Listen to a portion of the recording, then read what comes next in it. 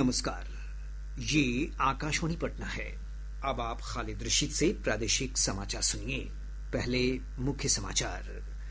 प्रधानमंत्री नरेंद्र मोदी 22 अगस्त को गयाजी में आयोजित समारोह के दौरान 13,000 करोड़ रुपए की विकास योजनाओं का शिलान्यास और लोकार्पण करेंगे। केंद्रीय मंत्री अमित शाह ने लोकसभा में 130वां संविधान संशोधन विधेयक पेश किया। भ्रष्टाचार के मामलों में 30 दिनों की जेल होने पर प्रधानमंत्री, मुख्यमंत्री और मंत्रियों को पद से हटाने का किया गया है प्रावधान। मुख्यमंत्री नीतीश कुमार ने 6.5 लाख से अधिक बाढ़ पीड़ित परिवारों के खाते में 7-7 हजार रुपए की अनुग्रह राहत राशि भेजी। और प्रधानमंत्री जनधन खातों का 30 सितंबर तक सत्यापन किया जाना अनिवार्य, केवाईसी नहीं कराने पर बंद होंगे खाते। अब समाचार विस्तार से। प्रधानमंत्री नरेंद्र मोदी 22 अगस्त को गयाजी में आयोजित समारोह के दौरान 13,000 करोड़ रुपए की विकास योजनाओं का शिलान्यास और लोकार्पण करेंगे। श्री मोदी वीडियो कॉन्फ्रेंस के जरिए मोकामा के ओटा और बेगूसराय के सिमरिया के बीच गंगा नदी पर नवनिर्मित 6 लेन पुल का उद्घाटन करेंगे। एक रिपोर्ट। प्रधानमंत्री नरेंद्र मोदी अपने दौरे के दौरान बिहार को कई सौगात देंगे। इनमें सबसे प्रमुख है ओटा सिमरिया 6 लेन पुल। करीब 34 मीटर चौड़ाई वाला यह पुल देश का सबसे चौड़ा 6 लेन पुल है। 2 किलोमीटर की लंबाई में बना यह पुल मौजूदा 2 लेन वाले पुराने रेल सह सड़क पुल राजेंद्र सेतु के समानांतर बनाया गया है। 2017 में प्रधानमंत्री द्वारा आधारशिला रखी जाने वाली इस परियोजना के पूरा हो जाने से उत्तर और दक्षिण बिहार के बीच की दूरी लगभग 100 किलोमीटर तक घट गई है। यह परियोजना खासतौर से भारी वाहनों की यात्रा को सुगम बनाएगी। समारोह के दौरान प्रधानमंत्री श्री मोदी 1900 करोड़ रुपए की लागत से बने राष्ट्रीय उच्च पथ 31 के बख्तियारपुर मोकामा सड़क और बक्सर में 6,800 करोड़ रुपए से अधिक की लागत से बने थर्मल पावर प्लांट का उद्घाटन भी करेंगे। इसके साथ ही मुजफ्फरपुर में नवनिर्मित होमी भाभा कैंसर अस्पताल और अनुसंधान केंद्र को देश को समर्पित करेंगे। प्रधानमंत्री औरंगाबाद के दाऊदनगर, जहानाबाद, लखीसराय के बढ़ैया और जमुई में जल निकासी योजनाओं का शिलान्यास करेंगे। आकाशवाणी समाचार के लिए पटना से संजय किशोर। पथ निर्माण मंत्री नितिन नवीन ने कहा है कि ओटा सिमरिया पुल के उद्घाटन से राज्य के विकास को नया आयाम मिलेगा। उन्होंने इसके लिए प्रधानमंत्री नरेंद्र मोदी का आभार व्यक्त किया है। उत्तर बिहार, दक्षिण बिहार, 2 अलग अलग बिहार नजर आते थे। उसको कम करने में उन्होंने लगातार प्रयास किया, कई योजनाएं दी। उसमें एक बड़ा योजना, निश्चित रूप से एक सिग्नेचर स्कीम कह सकते हैं, वह है ओटा सिमरिया, जो अपने आप में इस कहानी को कहता था कि कैसे लालटेन युग में लोग, बिहार के लोगों को परेशानी में रहते थे, कैसे एक राजेंद्र सेतु से क्रॉस करने में बॉटल नेक बना रहता था। और ऐसे ऐसे 3 ब्रिज थे। कोइलवर का ब्रिज आपने देखा, महात्मा गांधी सेतु को देखा। ये दोनों ही ब्रिजेज एक तरह से बॉटल नेक तीनों बने हुए थे। आज माननीय प्रधानमंत्री के इस निर्णय के कारण ये तीनों जगह का ब्लॉकेज खत्म होगा और उसका सबसे महत्वपूर्ण पार्ट ओटा सिमरिया भी आज उद्घाटन के लिए तैयार है। और माननीय प्रधानमंत्री जी ने 2017 में इसका शिलान्यास किया। करीब 2,000 करोड़ की लागत का ये ब्रिज है।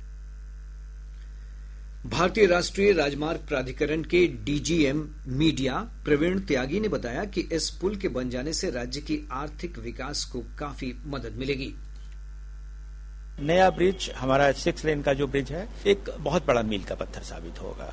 साथ ही जो कॉमर्शियल व्हीकल्स हैं, जो हैवी व्हीकल्स हैं, उनको क्योंकि पुराने ब्रिज पर नहीं जाने दिया जाता था, तो लगभग 100 किलोमीटर के आसपास उनको एक्स्ट्रा ट्रैवल करना पड़ता था। तो किसी भी प्रदेश की इकोनॉमी के लिए, उसकी इंडस्ट्री के लिए, अगर उसके हैवी व्हीकल्स को 100 किलोमीटर कम ट्रैवल करने का रिलीफ मिल जाएगा इस ब्रिज के माध्यम से, तो ये बहुत बड़ी सौगात होगी जो माननीय प्रधानमंत्री जी के द्वारा 22 तारीख को प्रदेश को। केंद्रीय मंत्री अमित शाह ने आज लोकसभा में विपक्षी सदस्यों के हंगामे के बीच 130वां संविधान संशोधन विधेयक पेश किया। 2 अन्य विधेयक भी पेश किए गए।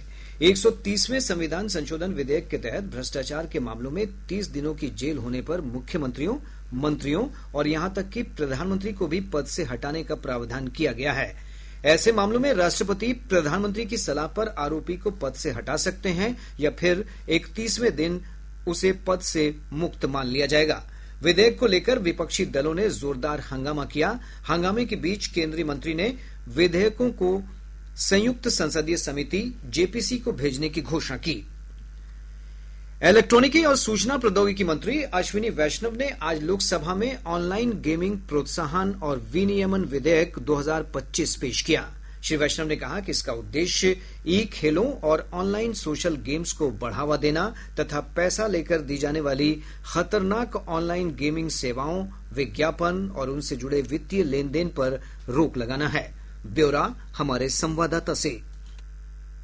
इस विधेयक में पैसा लेकर ऑनलाइन खेलों की पेशकश करने, संचालन करने या प्रोत्साहन करने पर पूर्ण प्रतिबंध लगाने का प्रावधान है। ऑनलाइन गेम से जुड़े कानून के उल्लंघन पर 3 साल तक की कैद और 1 करोड़ रुपए तक का जुर्माना या दोनों हो सकता है। अगर कोई इस कानून का दोबारा उल्लंघन करता है तो 3 से 5 साल तक की कैद और 2 करोड़ रुपए तक का जुर्माना हो सकता है। यह विधेयक वित्तीय प्रणाली की अखंडता और देश की सुरक्षा और संप्रभुता की रक्षा करेगा। इसके अलावा यह जनहित में एक समान और राष्ट्रीय स्तर का कानूनी ढांचा स्थापित करेगा। यह विधेयक देश के युवाओं को online real money gaming apps जैसे कि पोकर और रमी जैसे प्रलोभन वाले गेम से बचाएगा, जो उन्हें आर्थिक लाभ के झूठे वादों के जरिए फंसाने का काम करते हैं, जिसके कारण पूरा परिवार आर्थिक संकट में आ जाता है। यह विधेयक सरकार की एक सुरक्षित, संरक्षित और नवाचार प्रेरित डिजिटल इंडिया की प्रतिबद्धता को दर्शाती है, जो नागरिकों की सुरक्षा सुनिश्चित करता है और राष्ट्रीय सुरक्षा को मजबूत करता है। दीपेंद्र कुमार, आकाशवाणी समाचार, दिल्ली। संसद के दोनों सदनों की कार्यवाही आज भी बिहार में मतदाता सूची के विशेष गहन पुनरीक्षण सहित विभिन्न मुद्दों पर लगातार बाधित हुई। विपक्षी सदस्यों ने आज इस मुद्दे पर हंगामा जारी रखा। चुनाव आयोग ने कहा है कि 1 अगस्त को जारी मतदाता सूची पर 20 दिन बाद भी अब तक किसी राजनीतिक दल ने दावा आपत्ति दर्ज नहीं कराई है। मुख्य निर्वाचन अधिकारी विनोद सिंह गुंजियाल ने बताया कि प्रारूप प्रकाशन के बाद अभी तक 60,010 निर्वाचकों से सीधे दावा आपत्ति के आवेदन प्राप्त हुए हैं। इनमें से 2,394 मामलों का निपटारा कर दिया गया है। इसके साथ ही 18 वर्ष और अधिक उम्र के 1,98,000 से अधिक नए मतदाताओं ने सूची में अपना नाम जोड़ने के लिए आवेदन दिया है। मुख्यमंत्री नीतीश कुमार ने राज्य के 12 जिलों के बाढ़ प्रभावित परिवारों को 7,000 रुपए प्रति परिवार की दर से अनुग्रह राहत राशि के भुगतान का शुभारंभ किया है।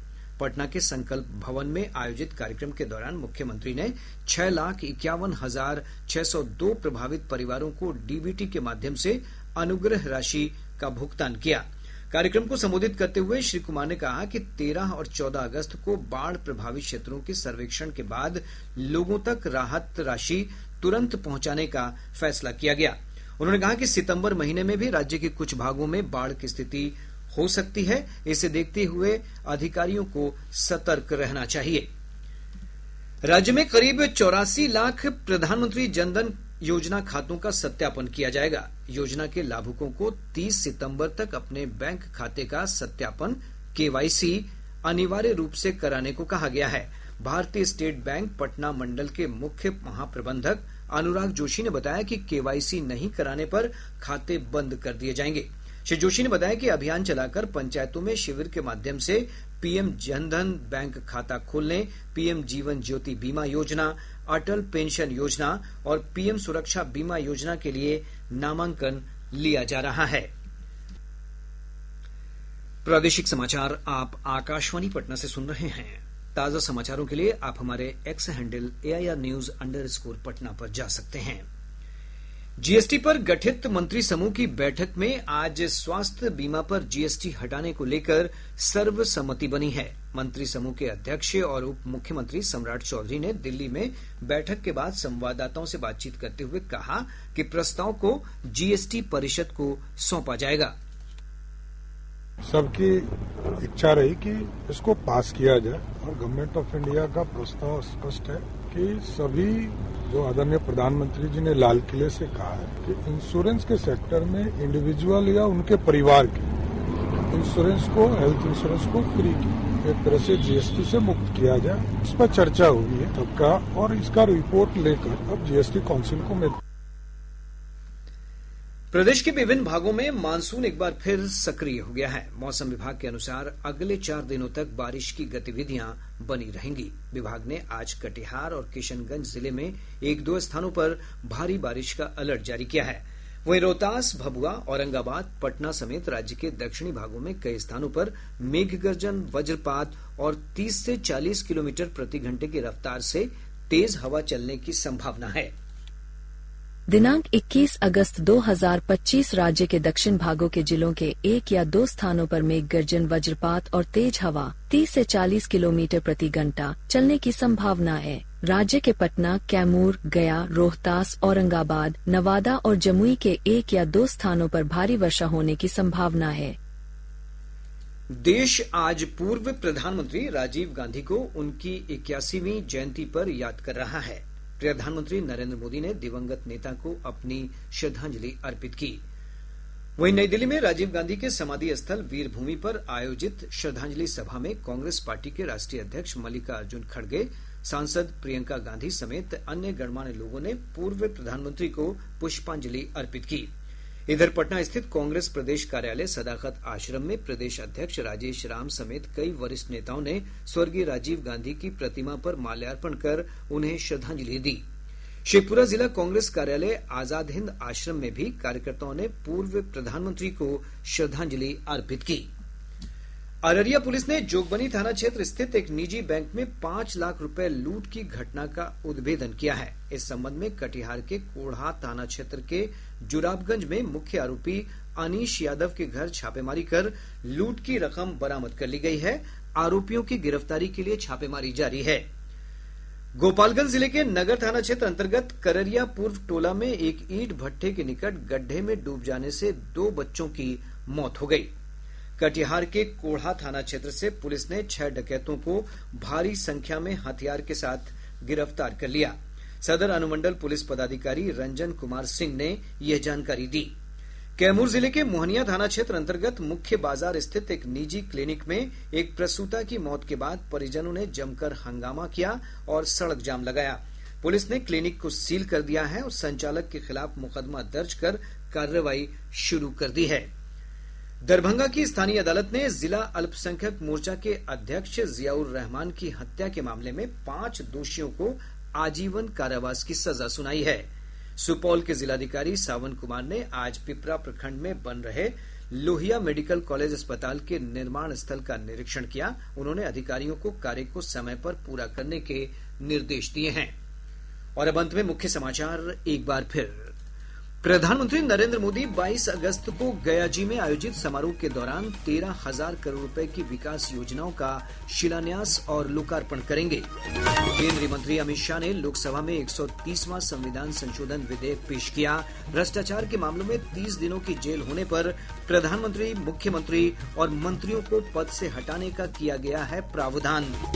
मुख्यमंत्री नीतीश कुमार ने 6.5 लाख से अधिक बाढ़ पीड़ित परिवारों के खाते में 7-7 हजार रुपए की अनुग्रह राहत राशि भेजी। और प्रधानमंत्री जनधन खातों का 30 सितंबर तक सत्यापन किया जाना अनिवार्य, केवाईसी नहीं कराने पर बंद होंगे खाते। इसके साथ ही आकाशवाणी पटना से प्रसारित प्रादेशिक समाचार का ये अंक समाप्त हुआ।